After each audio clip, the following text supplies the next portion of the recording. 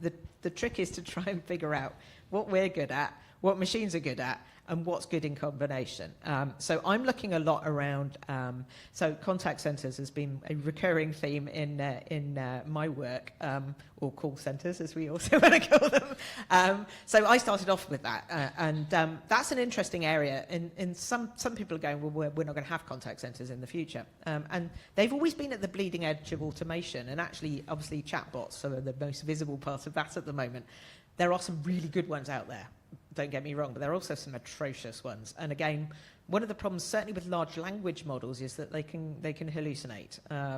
I actually call this digital mansplaining because basically they're quite convincing, but they're actually convincingly quite wrong. And a lot of it's about the data that they've got. And when you're dealing with customers, that can sometimes, if you're in a regulated industry especially, that can be somewhat problematic. And we've had some headlines around Air Canada. I know their bot offered a customer a refund that didn't exist.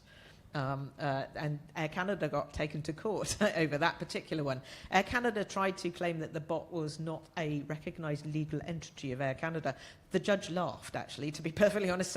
So there are some issues around these large language models, which maybe is one of the things that we need to do is they're like children. We need to supervise our babies, basically. So what we're finding, certainly in the contact centre industry, is it's taking away all of the basic stuff.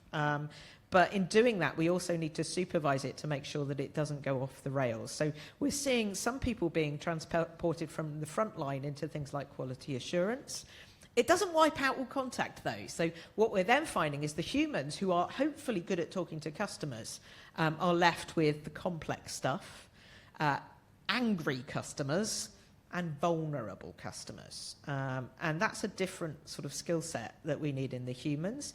But we also, I actually am the most interesting bit in the contact center is actually sitting the technology alongside those humans to do a very difficult job. So for example, you know, you've got a bot, had a conversation with a customer. The worst thing you can do is abandon the customer and go start again with a human. So actually allowing the AI to listen to the conversation, summarize the conversation, ping that conversation across to the human who can then see that summary and pick up the conversation seamlessly. It can also do things. We talk a lot about cognitive load in the AI arena. So our brains, they're great, but sometimes we need to pay attention to certain things. So again, if we use contact centers as an example, we should be paying attention to the conversation, not making notes about the conversation, which we call RAP in the contact center industry. So again, the AI can listen to the conversation, summarize the conversation, ping the conversation to the advisor. The advisor can just go, yeah, that's what we were talking about, or no, let's just make a few more notes, rather than them having to multitask. So we're starting to see it affecting customer service, certainly. I keep saying that's kind of the prototype with a lot of knowledge industries. It's sitting alongside our brains, hopefully making us a lot more effective. And all of us have probably used generative AI to generate documents to help us generate PowerPoint presentations, to manage our email inboxes, even to go to meetings on our behalf. We don't have to go to a meeting anymore. We can just send our AI. It tells us who's spoken. It gives us a summary. Admittedly, some managers are not happy that no one turns up to their meetings. And frankly, if it's a one-to-one, you know you're in trouble. But we're starting to see inroads there around it genuinely becoming useful. It's not, however, at the moment, wiping vast tranches of jobs out. It probably will wipe some jobs out, but technology has always done that. Look at the typing pool, for example. Even things like knocker-uppers, believe it or not, were put out of work by the alarm clock. So literally they used to knock at your door before alarm clock. So you start to see there is a wave of jobs that might go, but we also are probably creating a lot of other jobs off the back of it. I mean, the UK, we don't have as... I mean, the problems are nowhere near as acute as, you know, our main focus area, which is MENA. You know, we're pretty food, independent for most of the year for most crops. Now, you know, farmers are struggling and so on. We've deployed a number of farms in the UK, but our reason for focusing on MENA is because we are becoming a global company, and we really need to look at the areas where you have the most acute issues. So, I mean, I met with the president of Iraq, for example, and he said to me, by 2040, both their rivers are going to be completely dried up because of upstream activities and so on, and they're servicing 99% of the population. So, I'm an economist by background, so we could get into talks about inequalities, mass migration. There are issues happening in places like Vietnam right now. Rice, very, very key, where you literally yields are going down, or I don't know, people are being displaced. Look at Ukraine, the breadbasket of Europe. So. Yeah, not digressing too much, but I guess your question was what are the kind of challenges of setting up in the UK, and I mean there were many challenges early on. We actually started as an operator servicing Michelin-star restaurants and companies like Mindful Chef and so on, before learning that actually what we were being sold down the river when it came to technology.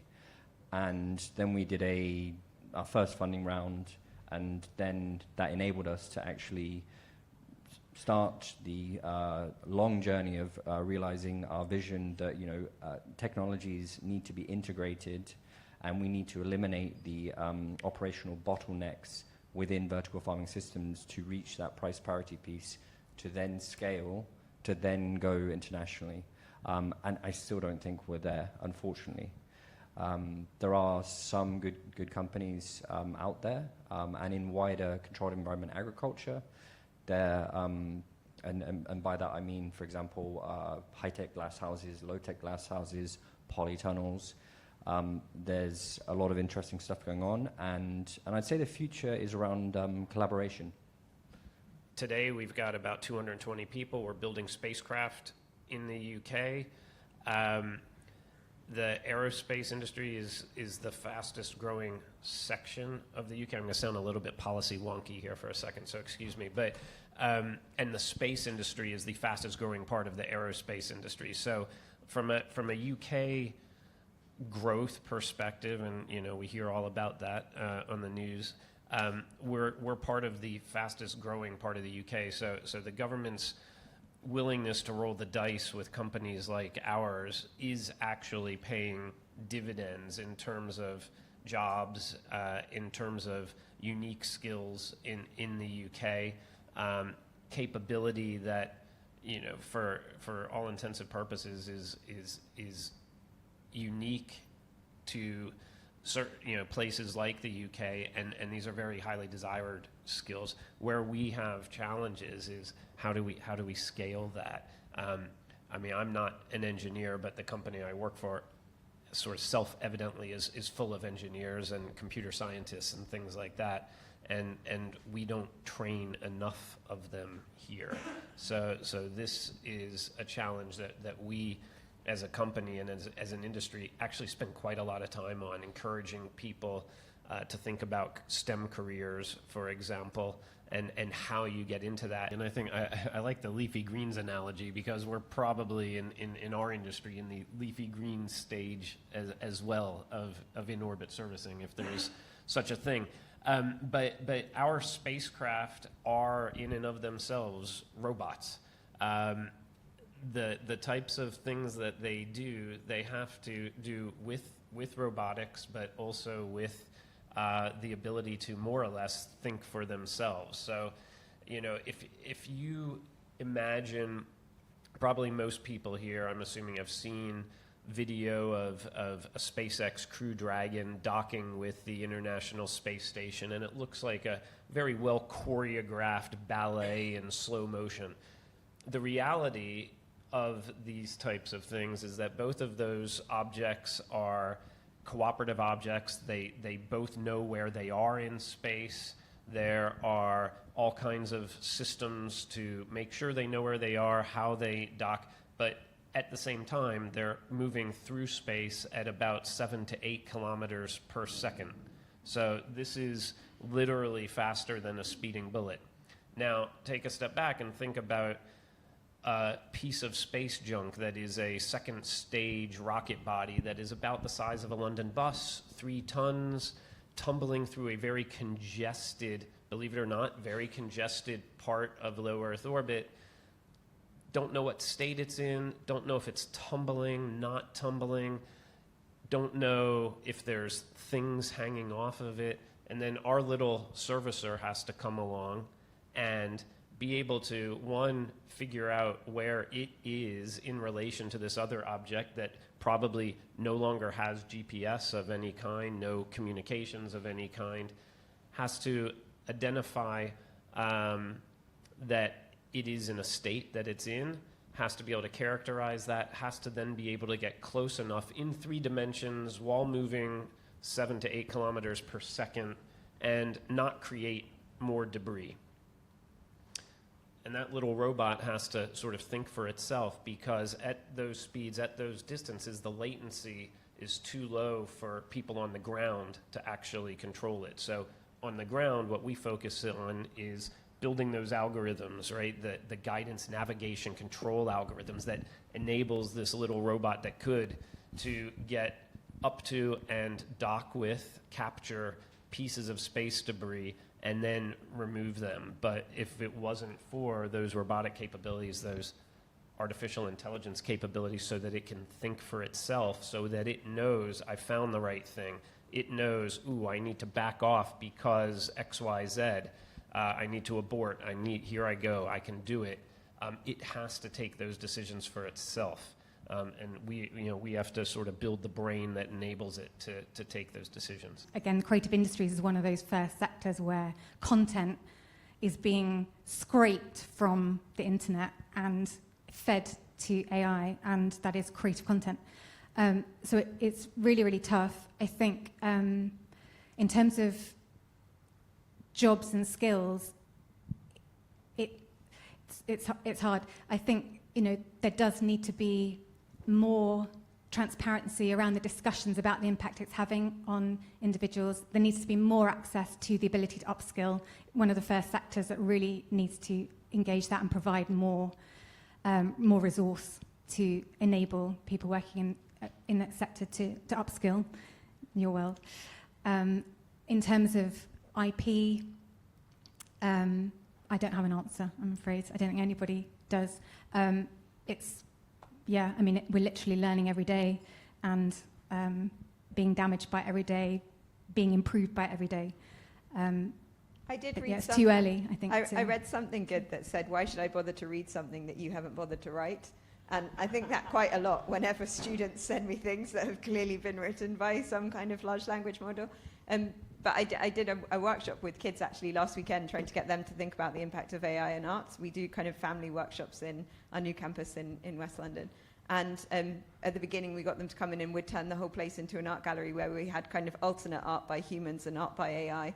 So it was kind of weird looking Picasso and Kandinsky, and they had no idea what it was. But then they built robots and then got the robots to make art, and then spoke about who'd actually made the art, because they'd made the robot and programmed the robots, but the robot had made the art.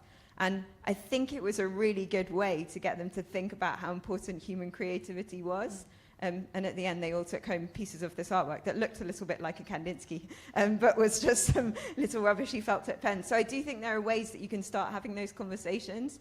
But I haven't met anyone who prefers listening to music created by AI than music created by musicians. So I think there's still huge, immense worth in and value in human creativity, and that's what we need to keep celebrating. Yeah, absolutely. I don't want to. I didn't mean to be the doom monger, but just the reality check. But totally agree that AI and these different digital systems need to be seen as the creator's toolbox. I guess we need to get back to thinking again, human-machine collaboration. Brilliant point. The human magic in creativity, it needs to be protected and captured, and we have got to get back to AI being a tool in the toolbox of the creator. We're just right at the beginning, so it's happening literally every hour of the day. It's exciting. Please do go and cuddle Ma, which is a beautiful robot just in the corner over there, a companion robot for example, people with dementia, something I'm really passionate about, the idea of humanising robotics to the level where they can really become beneficial companions. So that's something that really excites me. There's a lot more that can be done there. More vertical future farms everywhere, and a clear orbit. Okay, you're stealing from your stage mate.